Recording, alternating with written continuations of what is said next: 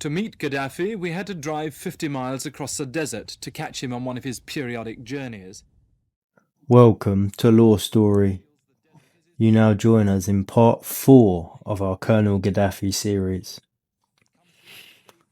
After the turmoil of 1977, Muammar Gaddafi entered a new phase of his rule. Libya was now officially the great socialist People's Libyan Arab Jamahiriya, a state without a parliament where Gaddafi claimed direct democracy had replaced representative government. He held no formal office, calling himself simply the brotherly leader and guide of the revolution. In 1978, relationships with Egypt soured further. President Anwar Sadat signed the Camp David Accords with Israel, breaking with decades of Arab consensus. Gaddafi denounced the treaty as a betrayal of Palestine and Arab unity, branding Sadat a traitor. From then on, Libya's hostility toward both Egypt and the West deepened. By 1979, Gaddafi unveiled the third and final part of the Green Book, the social basis of the Third International Theory. Here he turned from politics and economics to the foundations of society itself. He wrote, "The family is the basis of society, and its bonds are sacred." In Libya, family ties were inseparable from tribal identity, and Gaddafi praised this structure, declaring, "The tribe is an extended family. It provides its members with the same benefits as the family in addition to social advantages, self-defense, and the development of social values." On gender equality, Gaddafi surprised some readers. He insisted, "Women and man are equal as human beings. But why has a man the right to divorce a woman, and a woman has not the right to divorce a man?" This language was striking in a conservative Arab world. Though in practice his policies for women were often contradictory, he also defended cultural identity, writing, "Minorities will neither be assimilated nor dissolved. They have a right to exist."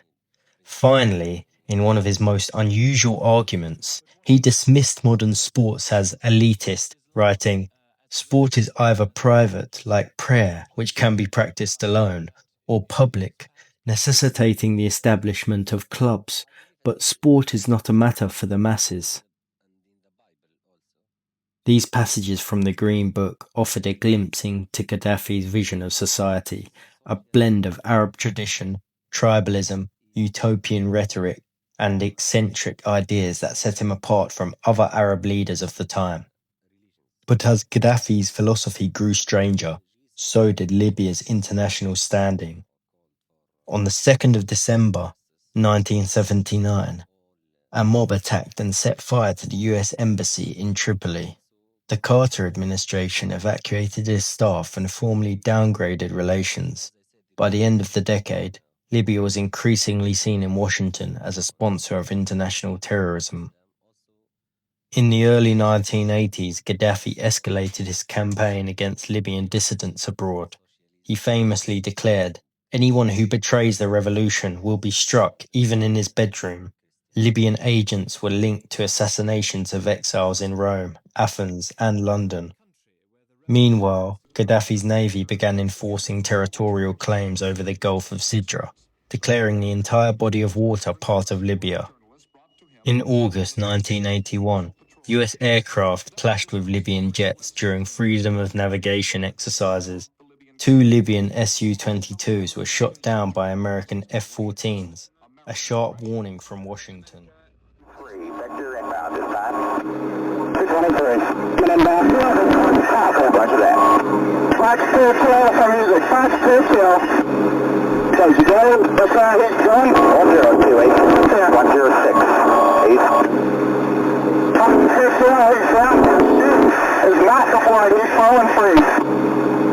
Okay, visit 106. Reset Cap 5. 106. 110. Reset Cap 5. Okay, music is 30 at 123 DME on the 180. And I'm straight, turn 2. Okay, I'm 95. 202, 107, you are cleared to defend yourself. 102, 107, you're cleared to defend yourself. Pass from the ship. And this is 102 and 107, two enemy kills. Say again? Two enemy kills. Two MiG-23s killed. Killed two at MiG-23s. You copy, boys? Roger, Roger. Tensions only grew.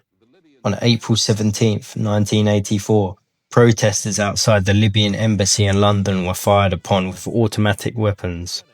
British police officer Yvonne Fletcher was killed, sparking a diplomatic crisis. The embassy staff were expelled and Libya's relations with Britain collapsed.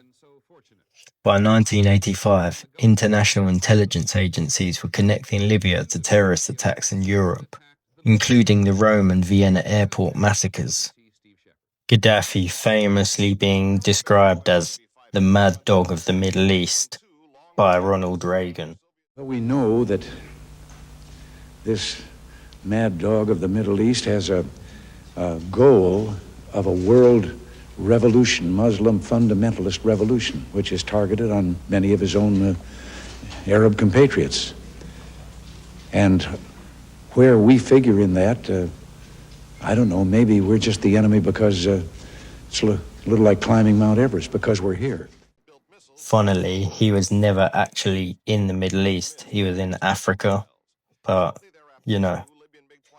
The breaking point came in April 1986. On April 5th, a bomb exploded at La Belle discotheque in West Berlin, killing 3 people, including 2 US servicemen, and wounding over 200. American intelligence linked the attack directly to Libyan agents. President Ronald Reagan ordered a military response. On 15th of April 1986, the United States launched Operation El Dorado Canyon, airstrikes against Tripoli and Benghazi.